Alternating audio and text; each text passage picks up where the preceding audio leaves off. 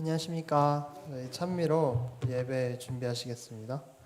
찬미 107장 부르시겠습니다.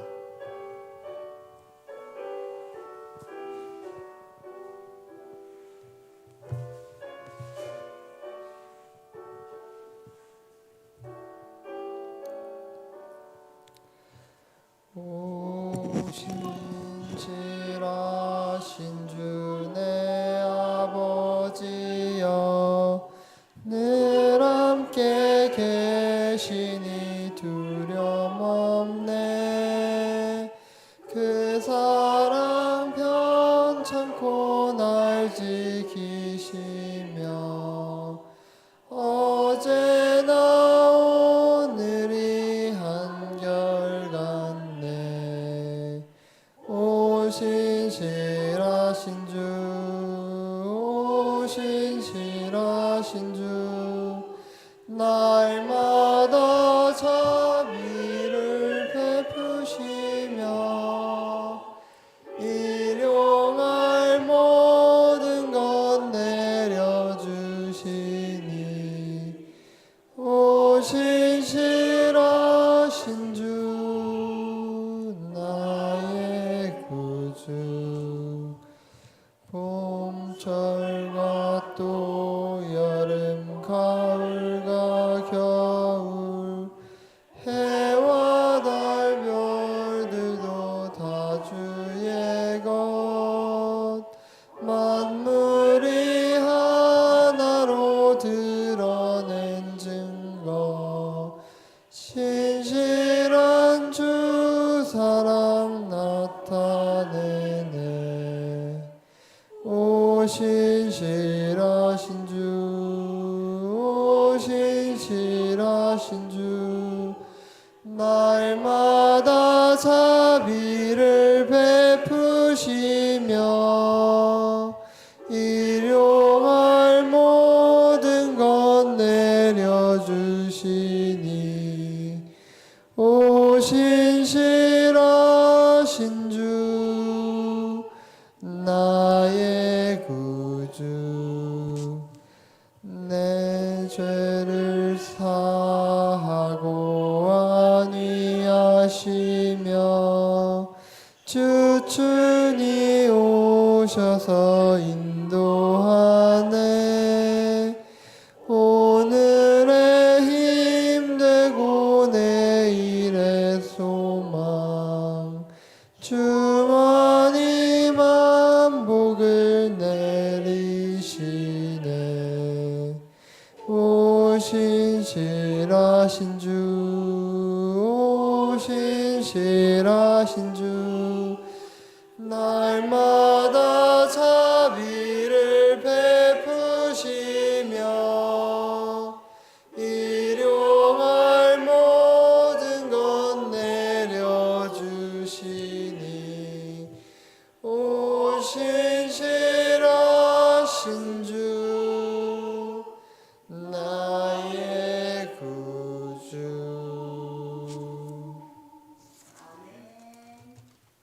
그 옆에 108장 부르시겠습니다.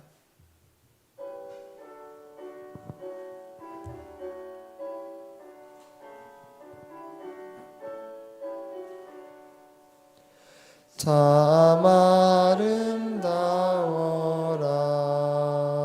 주님의 세계는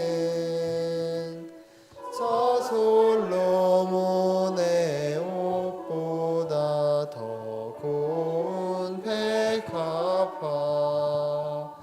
주 찬송하는 듯 저 맑은 새소리 내 아버지의 지으신 그 솜씨 찬양해. 저희 108장입니다. 1절부터 다시 할까요?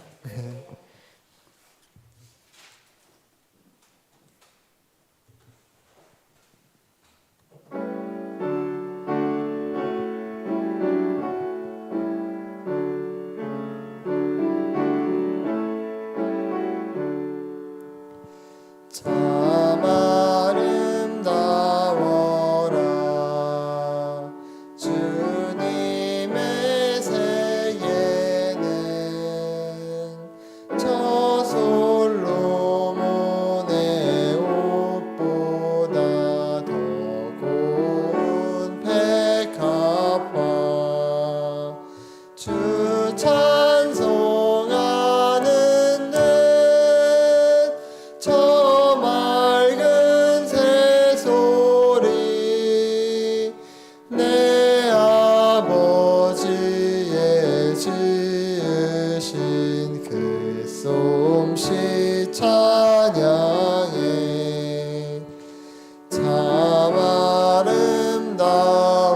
아름다워라 주님의 세계는 저 아침 해와 저녁 놀 밤하늘 빛난 별 망망한 바다와 늘 푸른 봉우리 다 주 하나님 영광을 잘 드러내도다 참 아름다워라 주님의 세계는 저 산에 부는 바람과 잔잔한 시냇물 그 소리 가운데 주 음성 들리니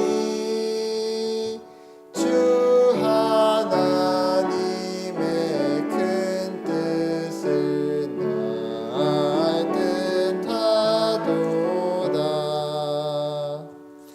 아멘. 114장 부르시겠습니다.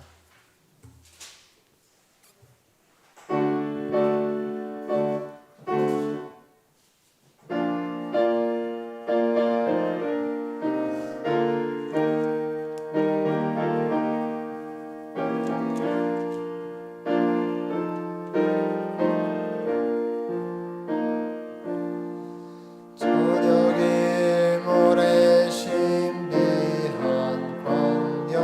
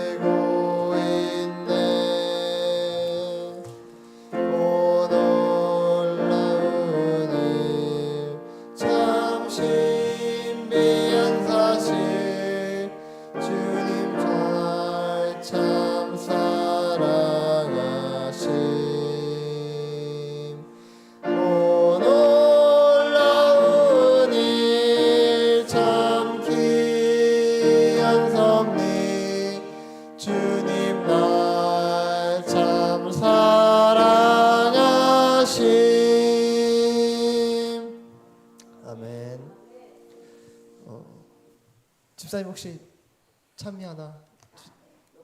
아 예. 네. 그럼 382장 부르시겠습니다.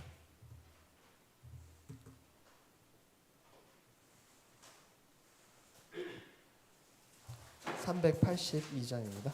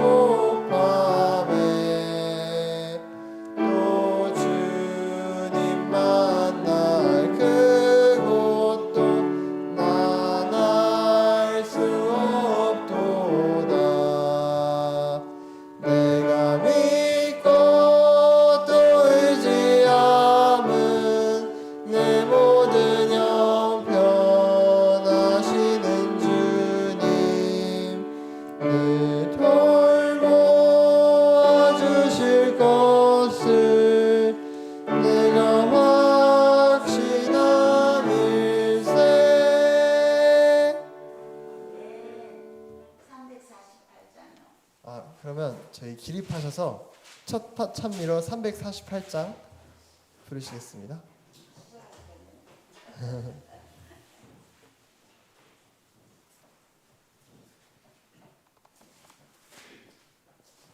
참여 이후에 전주환 청년 기도해 주십시오.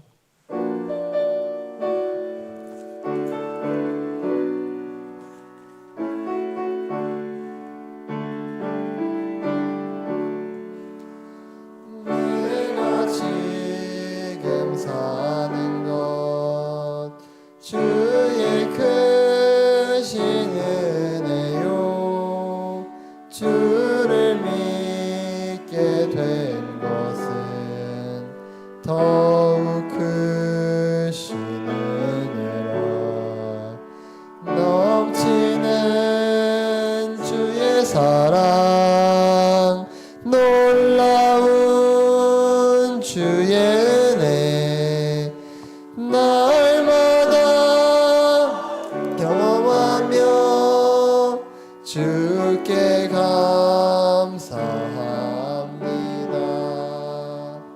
세상에서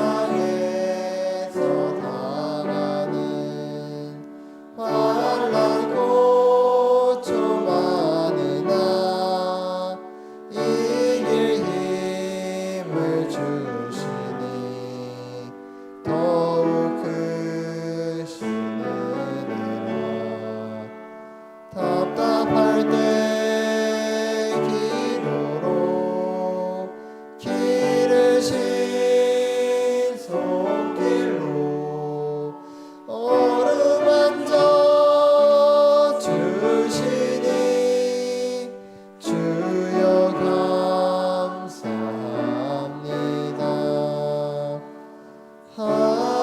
하늘에는 영광이 우리에겐 기쁨이 날로 더해가는 것 더욱 크신 은혜라 쌓여진 사랑도 감사할 길 없어서 몸과 마음 드립니다. 진정 감사합니다.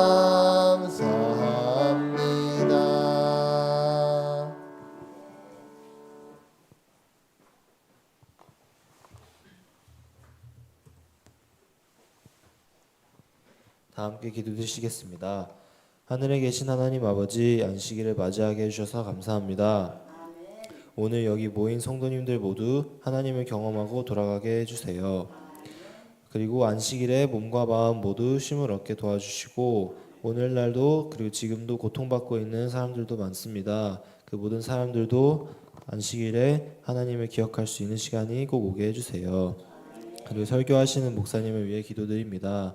말씀하실 때 성령님 임하여 주셔서 하나님의 말씀을 정확하게 대언하게 해주시고 저희 모두 듣고 남은 다음 일주일을 살아갈 힘을 얻게 도와주세요.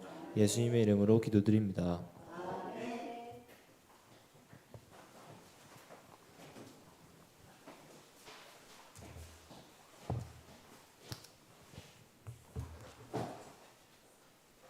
자, 다들 주의 안식에 들어오신 것을 환영합니다. 자, 오늘 함께 볼 말씀은 베드로전서 1장 18절에 있는 말씀 함께 보실 텐데요.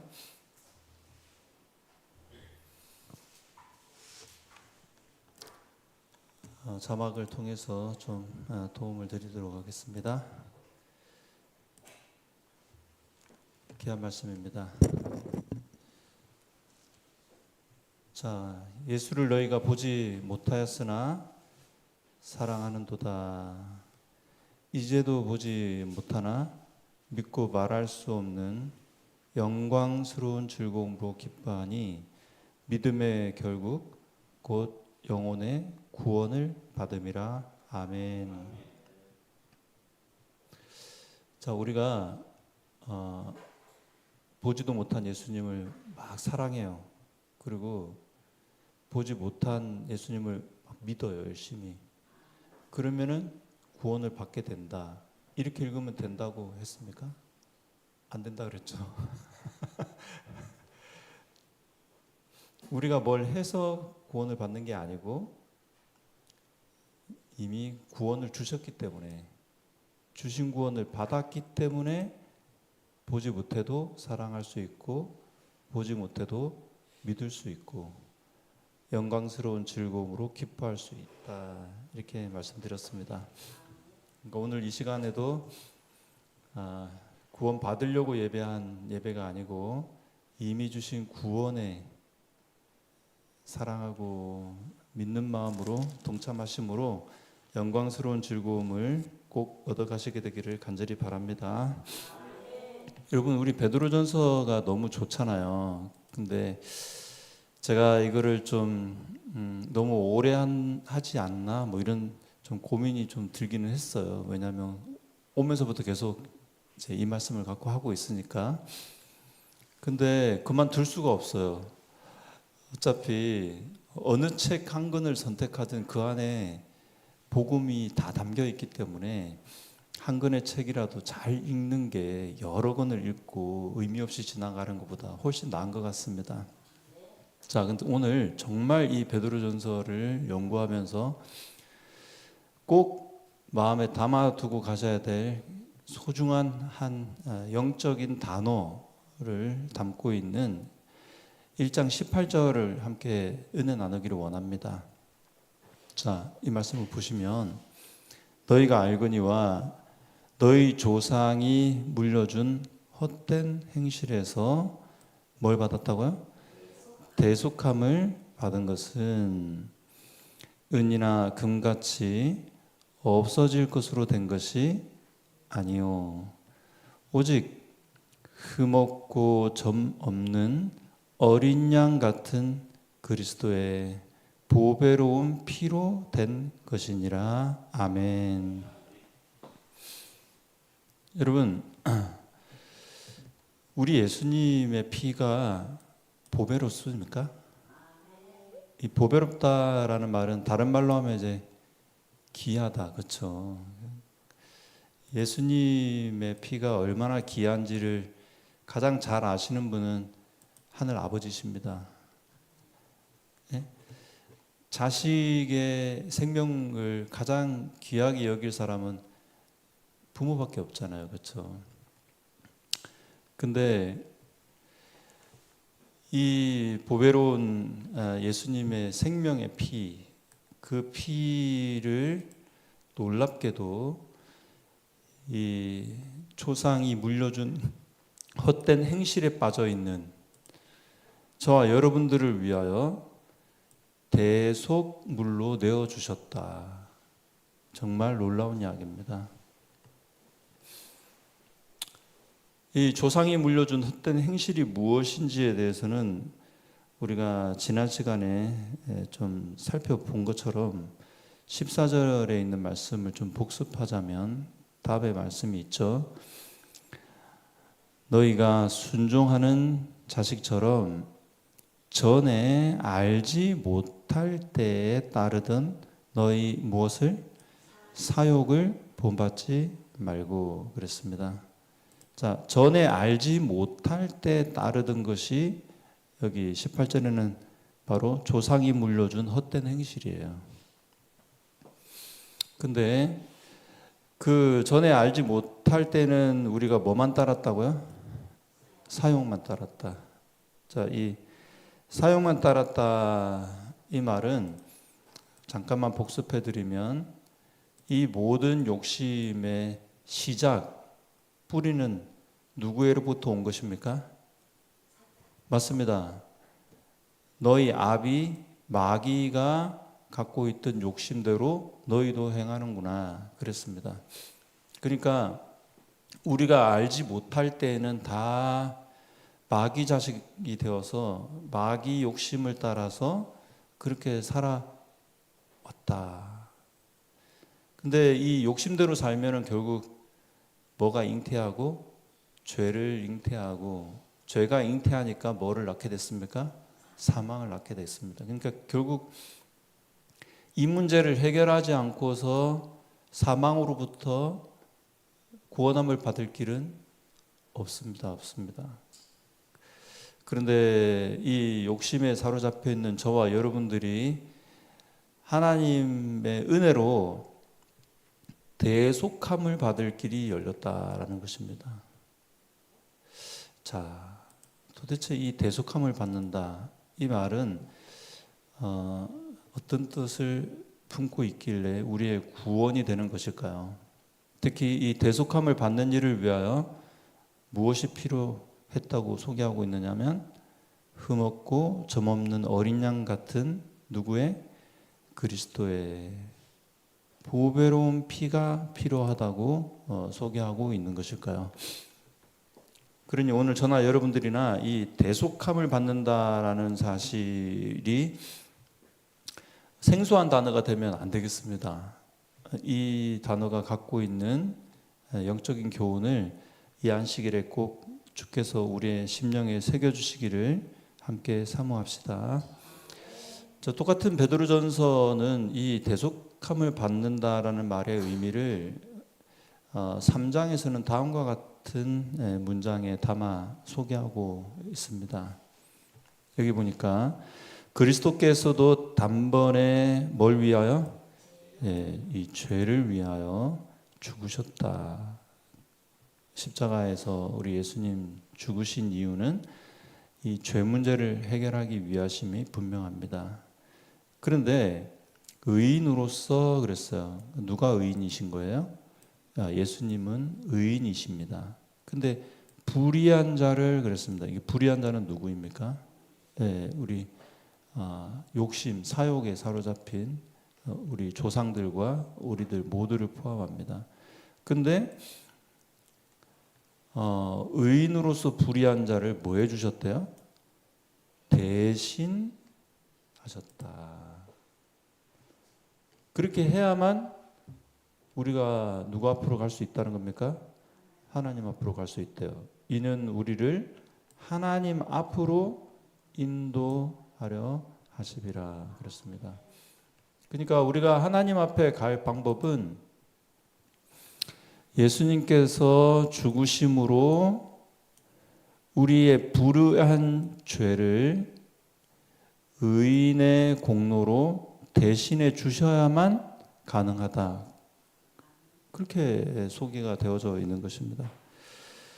그렇기 때문에 베드로전서에 소개되어져 있는 이 대속의 비밀에 대해서 우리가 이 베드로전서가 공부가 끝날 때 다 잊어버려도 우리가 하나님의 사랑으로 아들 예수 그리스도 때문에 대속함을 입었구나. 이 사실이 마음에 감격이 되고 그것이 자라서 믿음이 되고 소망이 되고 하나님을 향한 사랑이 되고, 여러분 이게 기초입니다. 기초. 그래서 이 사실을 그냥 지나가면 절대로 안 된다는 사실을 다시 한번 강조해 드리고 싶습니다. 자, 근데 이 대속하다라고 하는 단어가 다른 곳에서는 번역이 속량하다라는 말로도 사용이 되어지고 있어요. 그래서 이 시편에 가서 보시면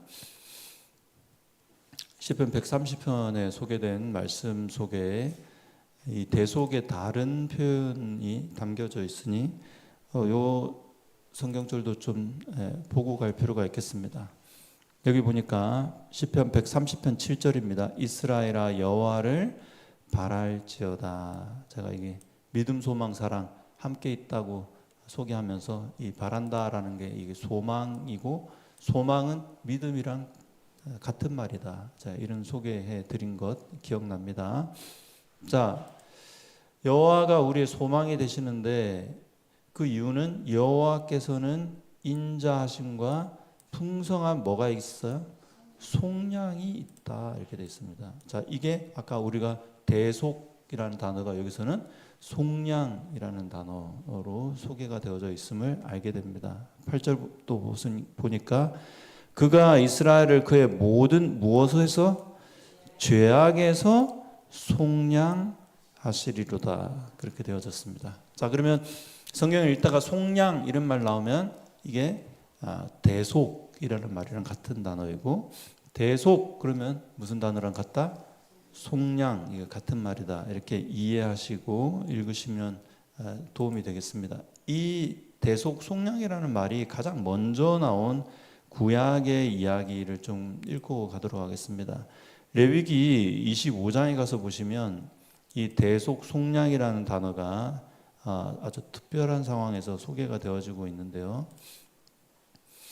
자, 47절부터 제가 소개해 올립니다.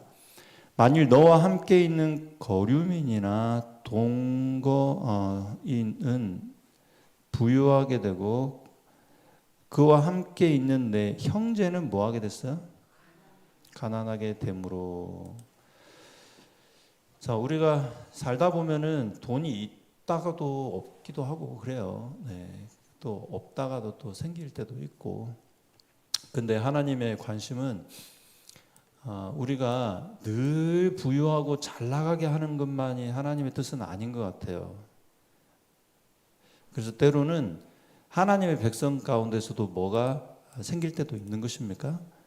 가난을 허락하실 때가 있는 것 같아요. 뭐 그 이유에 대해서는 우리 성도님들이 어느 정도 다 공감하고 있을 줄로 믿습니다.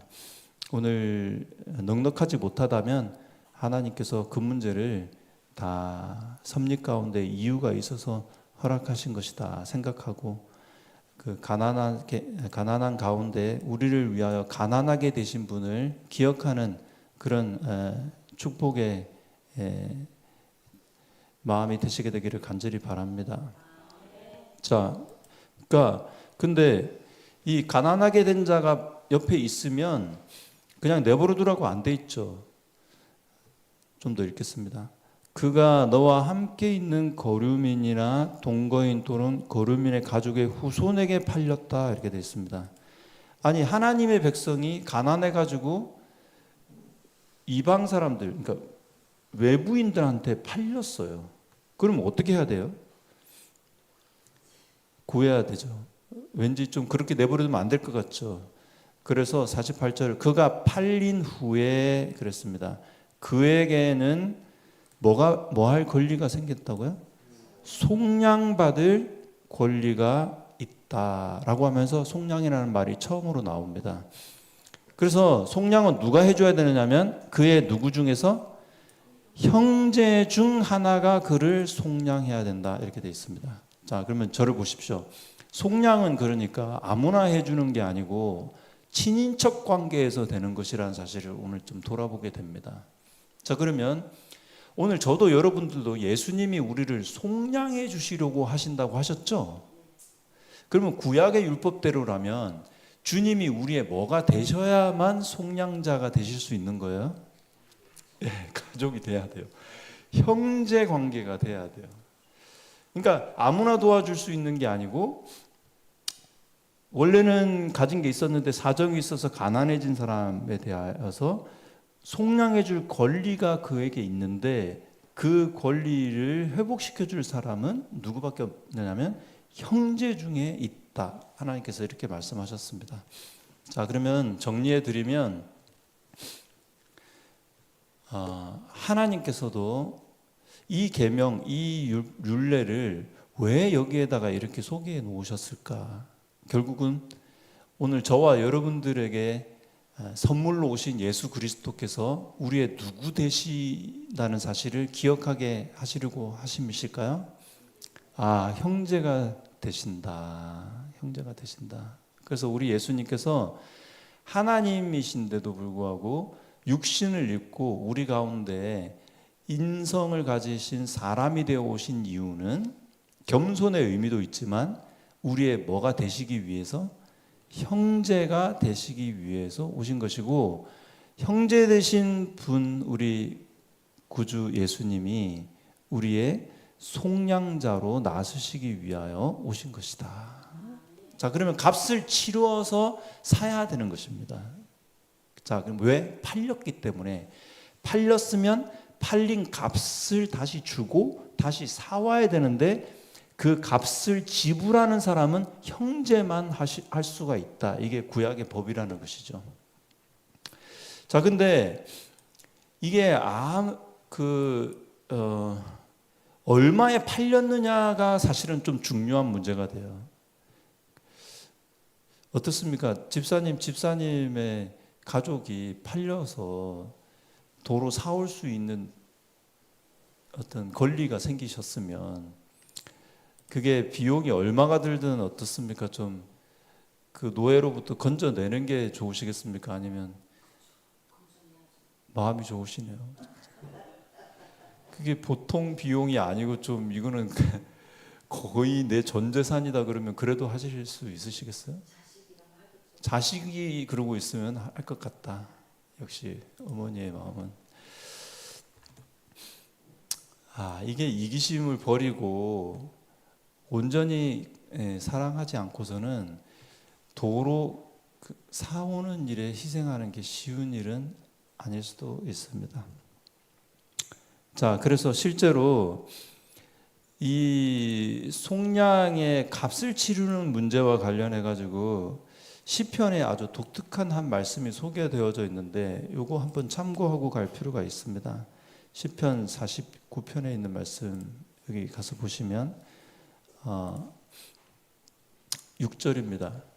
여기 한 부자 이야기가 여기 소개가 되어져 있네요. 자기의 재물을 의지하고 부유함을 자랑하는 사람이 여기 한 명 있었습니다. 근데 재물이 있다고 부유하다고 자랑은 하는데 뭐는 못하는 사람이라고 되어 있느냐면 7절에 자기의 형제를 뭐는 못한대요? 구원하지 못한다 이렇게 되어 있습니다. 그를 위한 모두 못 드려 속전을, 이 속전이라는 말은 이제 대속 속량하기 위하여 들어가는 비용을 하나님께 바친다 못 바친다, 바치지도 못할 것은, 그러면서 전곡을 찌르는 한 단어, 한 문장이 여기 소개되어져 있네요. 그들의 무엇을? 생명을 속량하는 값, 그렇죠? 이 속량하는 값을 이 위에는 뭐라고 표현했습니까? 속전. 생명을 속량하는 값이 너무 엄청나서 영원히 마련하지 못할 것이미로다 이렇게 기록이 되어져 있습니다. 그러니까 자랑을 할 수 있어 없어요? 나 좀 재물이 있고 뭐 나 좀 여유 있다 이렇게 해도 이게 자랑할 게 못 된다 그렇게 이야기를 하고 있는 것입니다. 아무리 자랑을 해봤자 형제의 생명의 속량의 값을, 이거는 사람의 능력과 힘으로 속량할 수 있는 정도의 비용이 든다는 것입니까? 아니죠. 도저히 이거는 영원한 시간 동안 인간이 돈을 있는 대로 벌어서 갚고 또 갚아도 갚는다 못 갚는다. 자, 왜 그럴까요? 이 문제를 생각해 봤을 때 요한복음에 있는 말씀을 우리가 떠올릴 수밖에 없는데요. 요한복음 8장에 있는 말씀을 함께 보시면 34절에 다음에 말씀이 있으니 이 말씀을 봅시다. 요한복음 8장 34절에 예수께서 대답하시되 진실로 진실로 너희에게 이르노니 뭐를 범하는 자? 죄를 범하는 자마다 누구 종이다? 죄의 종이다 그랬습니다. 그러니까 죄의 종된 사람을 그 죄 지은 죄 문제로부터 다시 사서 구원해 내려면 죄값을 치러야 되잖아요. 근데 죄값이 놀랍게도 사망이에요. 그러면 사망으로부터 건져내기 위해서는 뭘 줘야만 죄값이 치러지는 겁니까? 생명을 줌으로써만 죄값을 치를 수 있는 거예요. 자, 이런 식으로 나가오기 시작하게 되면 돈 몇 푼 주는 걸로 속량할 수 있는 상황을 넘어서죠. 이거는 해결하기가 어려운 수준의 문제가 되는 것입니다. 성도님들, 그러니 오늘 성령께서 부디 저와 여러분들의 마음 가운데 오셔서 이 죄 문제를 가볍게 생각하고 넘어가는 오류에 착각에 빠져 있지 않게 해주시게 되기를 간절히 바랍니다. 자, 죄 문제에 대한 값을 치르는 문제는 영원한 시간 동안 인간들이 축적한 부와 노력으로 해결할 수 있는 문제가 아니에요. 왜냐하면 우리는 그 죄 문제를 해결할 생명이 없기 때문입니다. 그러면 누구만 이 문제를 해결할 수 있느냐면 생명을 가지신 분만이 이 문제에 대한 유일한 해결책을 제시하실 수가 있는 것입니다. 그러니 여러분, 저나 여러분들이나 이 죄를 범한 자 가운데 예외가 있으신가요? 안타깝게는 없죠. 근데 이 죄를 범하는 것이, 죄에 종된 것이 그냥 하루아침에 마음먹고 이제 죄 안 지으면 하늘나라 갈 수 있다 정도로 생각하는 것처럼 가벼운 문제가 아닌데, 안타깝게도 우리들은 하늘나라 가려면 이제 죄 이것저것 내가 짓는 죄 중에 한두 개 그냥 안 지으면 어디 갈 수 있을 줄로, 하늘에 갈 수 있을 줄로 생각하는 정도로 구원관이 세워져 있으면 그것은 큰 착각과 오류에 빠져 있게 된 것입니다. 오늘 성령께서 오늘 저와 여러분들의 마음에 나는 이 죄 문제를 내 힘으로 해결하거나 사람의 노력으로 해결할 수 있는 수준의 것이 아니었구나라는 사실에 깊은 공감을 얻게 되시게 되기를 간절히 바랍니다. 그러니까 하나님 입장에서는 이제 방법이 하나밖에 없는데요. 죄에 팔려 있는 저와 여러분들을 값을 치르려면은 값을 치를 사람이 나타나야 되는데 사람 가운데는 있는 거예요, 없는 거예요? 심지어 하늘의 천사들 가운데도 있는 거예요, 없는 거예요? 죄의 값을 치를 수 있는 분은 유일하신데 누구밖에 없느냐면 하나님 자신밖에 없는 것입니다. 근데 하나님이 오늘도 선지자의 글을 읽다 보니까 이 지구에 대한 비유를 뭐로 했느냐면 이 지구는 온 우주 가운데 작은 원자에 불과하다, 이런 표현이 있더라고요. 혹시 원자라는 말이 무슨 말인지 아셔요? 원자는 분자하고 연결해 봤을 때 뭐가 더 작습니까? 분자가 더 작아요? 원자가 더 작아요? 분자 안에 있는 게 원자죠, 그렇죠? 그러니까 원자 단위로밖에 존재하지 않는 존재가 이 지구라고 하는 성이래요. 온 우주에 비하면. 그럼 이 온 우주가 어느 정도 수준일까요? 이 가늠하기가 어려운 수준일 것 같습니다. 그러면 그 작은 존재 그거 사실 이 우주에서 지도새도 모르게 사라지면 알아차릴 정도의 수준인 거예요. 감지가 안 되는 수준일까요? 예, 진짜 이거 온 우주에서 원자 하나 제거됐다고 하늘에 큰일이 나겠냐고요. 그런데 하나님은 그 미세하고도 의미 없어 보이는 그 작은 존재를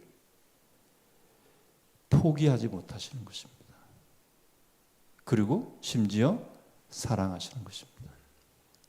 그래서 그들이 구원받을 방법이 속량되는 방법밖에 없다면, 죄값을 치룰 방법이 대속해주는 방법밖에 없다면, 하나님께서 그 대속을 위해서 뭘 내놓고자 하셨던 것입니까? 자기 자신을 주시고자 하셨던 거예요. 바로 그 자기 자신을 주신 일이 하나님이 세상을 이처럼 사랑하사 독생자를 주신 것입니다. 여러분들이 얼마나 하나님이 귀히 보시는지 독생자를 주셔야 할 대상으로 여겨주셨다. 여러분, 이거보다 더 놀라운 묵상할 게 또 이거 말고 또 있습니까? 정말 놀라운 이야기예요. 자, 그래서 오늘 저와 여러분들의 몸값으로 오신 예수님에 관한 말씀은 성경에 너무나도 많이 나와 있는데 대표적으로 우리가 기억해야 될 말씀 한두 개 좀 찾아왔습니다. 마태복음 20장입니다. 몇 절일까요? 28절입니다. 여러분, 이 말씀은 제가 아마 이 교회에 있으면서도 여러 번 이 성경절은 언급될 겁니다. 같이 읽겠습니다. 시작. 인자가 온 것은 섬김을 받으려 함이 아니라 도리어 섬기려 하고 자기 목숨을 많은 사람의 무엇으로?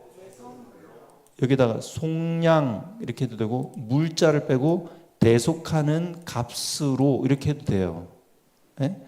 속량하는 값으로 주려 합니다.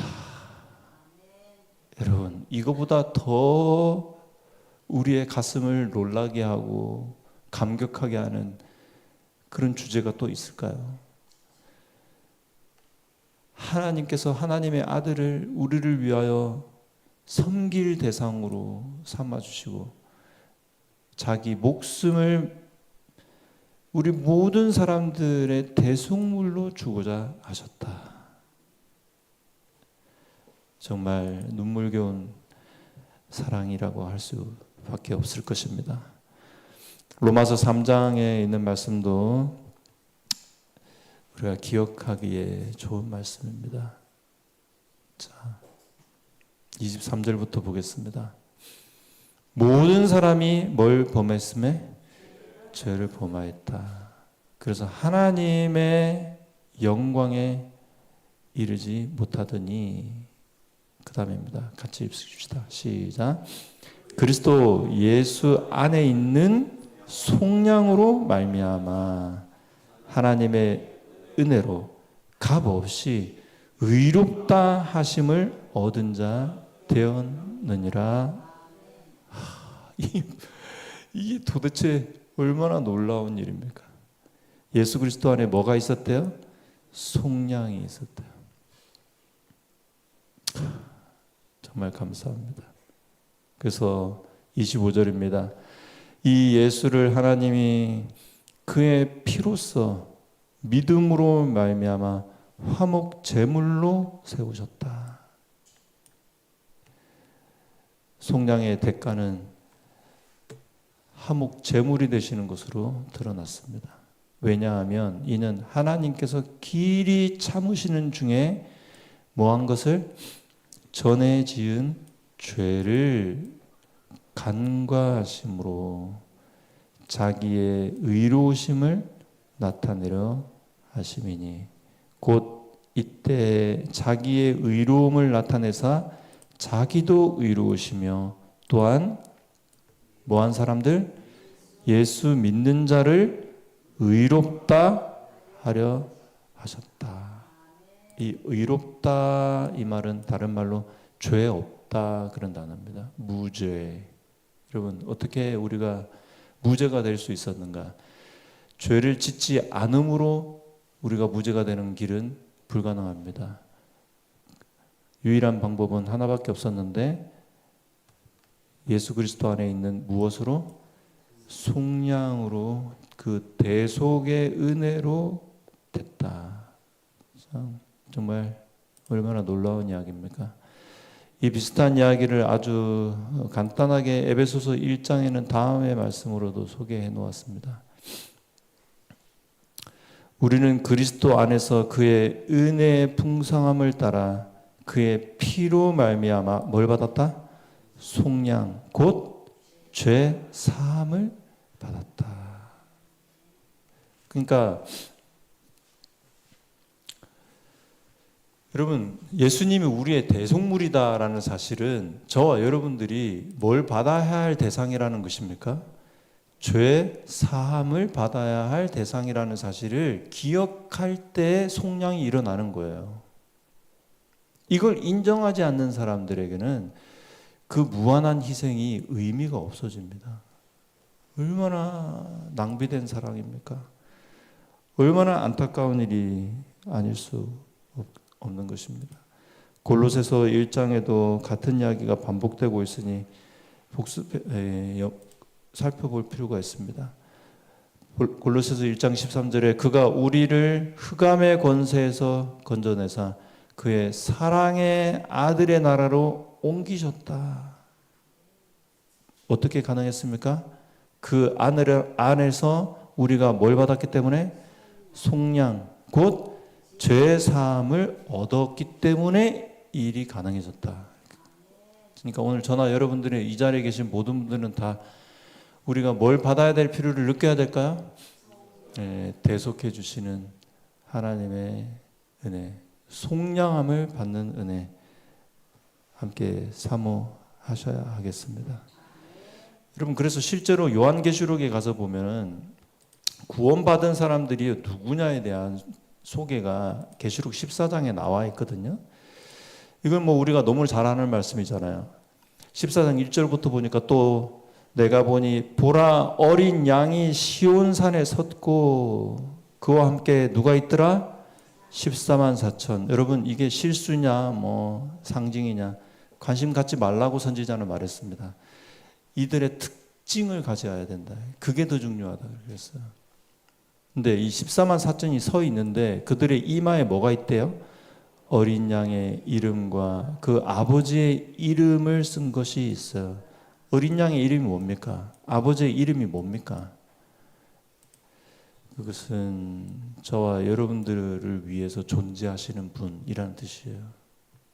하나님이 우리에게 주신 이름 여호와의 이름의 뜻에는 난 너 때문에 존재한다. 그런 뜻이 있습니다. 정말 놀라운 이야기잖아요. 난 너를 위해서 있다.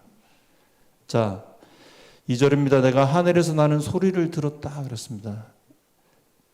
많은 물소리 같고 큰 우레소리와도 같은데 내가 들은 소리는 금은고 타는 자들이 그 금은고를 타는 것 같았는데 그들이 보좌 앞 내 생물 장로들 앞에서 뭘 부르더라? 새 노래를 불렀어요. 근데 이 노래를 누구밖에 부를 수 없더라고요. 땅에서 뭘 함을 받았다고요? 속량함을 받은 14만 4천 밖에는 능히 이 노래를 배울 자가 없더라 그랬습니다. 그러니까 새 노래는 내가 어떻게 하나님께서 그 큰 값을 치르고 나에게 하나님이 이 놀라운 구원을 베풀어 주셨는가? 그러니까 구원받은 14만 4천들이 하늘에 가서 영원히 부를 새 노래인 것입니다. 그러니 오늘 저나 여러분들이나 하늘에 가기를 소원한다면 이 땅에서 뭘 경험을 해야 되는 거예요? 속량함을 받아야 됩니다. 내가 무엇으로부터 대속함을 받고 나를 대속한 하나님의 은혜가 어떤 은혜였는지 십자가에서 확인해야 됩니다. 그 십자가가 오늘 저와 여러분들에게 노래가 되어질 때, 자, 사실은 그 노래가 된다, 새 노래가 된다는 말의 의미에는 뭐가 담겨 있느냐면 노래가 됐다는 것은 좀 이론적입니까? 경험적입니까? 예? 경험적이잖아요. 이론은 그냥 글로 되어 있는 것이지만 그게 노래가 될 때는 하나의 경험, 체험이 승화된 것이 노래예요. 그러니까 하늘나라 가면 새 간증, 말이 있는 게 아니고 뭐가 있다고요? 노래가 있다. 그건 지식이 있다는 뜻이 아니고 경험이 있다는 얘기잖아요. 그러니까 오늘 저나 여러분들이나 예수님이 날 위해서 십자가에 죽으심으로 내가 속량을 얻었다. 이거는 지식이죠. 근데 14만 4천은 그게 노래가 됐다고요. 그 노래가 되려면 어떻게 해야 될까요? 경험해야 됩니다. 경험해야 돼요. 소자는 이 문제가 이 안식일에 얼마나 갈급한지 모르겠습니다. 마지막으로 누가복음에 있는 말씀을 보고 마칠까 합니다. 누가복음 21장에 소개되어져 있는 말씀입니다. 여러분, 누가복음 21장은 재림의 징조, 그래서 마태복음 24장과 짝을 이루고 있는 재림의 징조와 관련된 내용들로 가득한데, 이 재림의 징조에 관한 내용은 제가 이 시간에 다 언급할 상황이 아닙니다. 제자들이 물어봤거든요.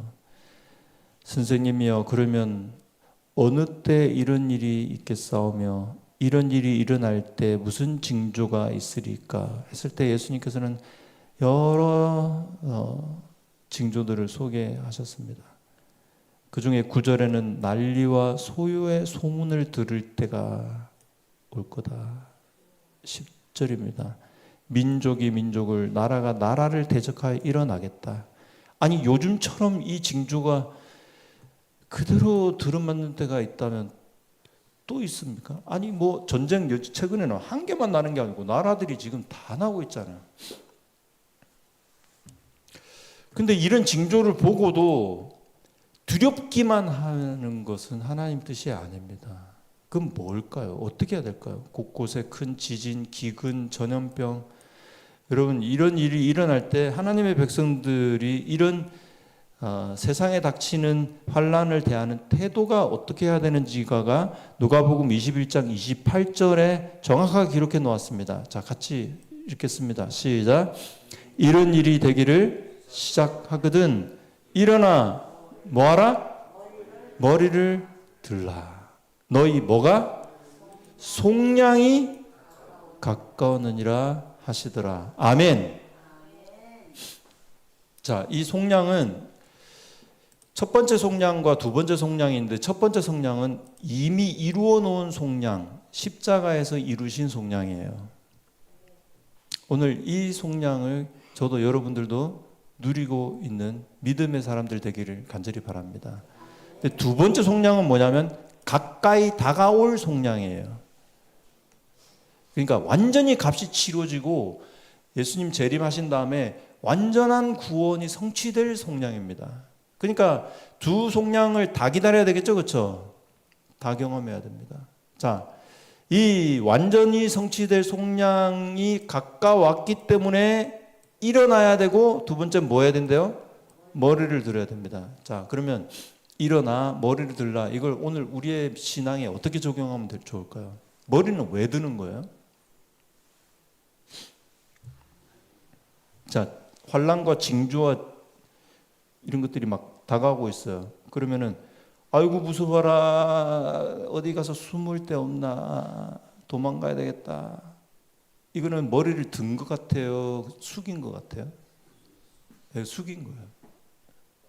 머리를 이렇게 숨기는 거예요. 머리를 어디 숨을 데 없나? 내가 이 어려움으로부터 피할 구멍이 어디 있나? 이러고 있는 거는 일어난 모습이 아니고 주저앉아서 머리를 숙인 모습이에요. 그럼 일어나 머리를 드는 건 누가 어떻게 하는 것일까요? 와, 주님이 모든 죄를 끝내시고 결국은 곧 나의 대속주로 속량주로 곧 오시겠다. 나는 주님 속히 오셔서 저를 온전히 속량해 주십시오라고 주 앞에 나오는 사람들이 일어나 머리를 드는 사람들인 것이죠. 바로 이 일어나 머리를 든 사람들이 14만 4천이 되어서 속량함을 받고 새 노래를 부르게 될 사람들이라고 확신합니다. 그러니 오늘 저도 여러분들도 이 대속의 은혜, 속량해 주신 은혜 찬양해야 될까요? 함께 찬양합시다. 기다립시다. 그리고 일어나 머리를 듭시다. 이것이 주님의 뜻이니 이 사실이 오늘 저와 여러분들에게 소망이 되기를 간절히 바랍니다. 그래서 제가 처음 찾았던 시편 130편 우리가 잘 기억해야 되겠죠? 여기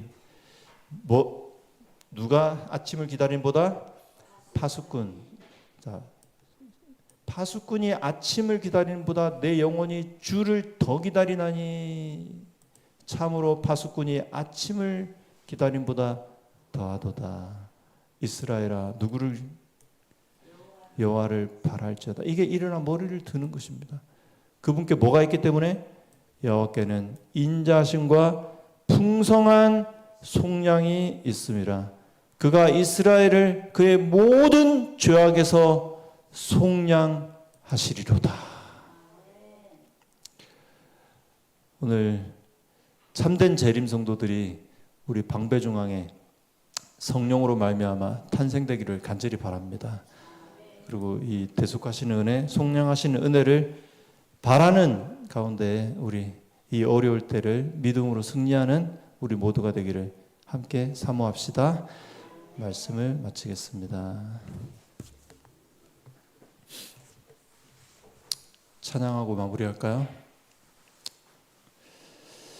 이 분위기에 무슨 찬미를 부르면 좋을 것 같습니까?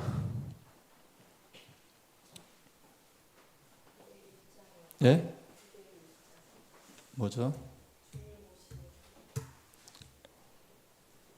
201장 찬양하고 기도하고 마치겠습니다. 자리에 일어나 찬양합시다.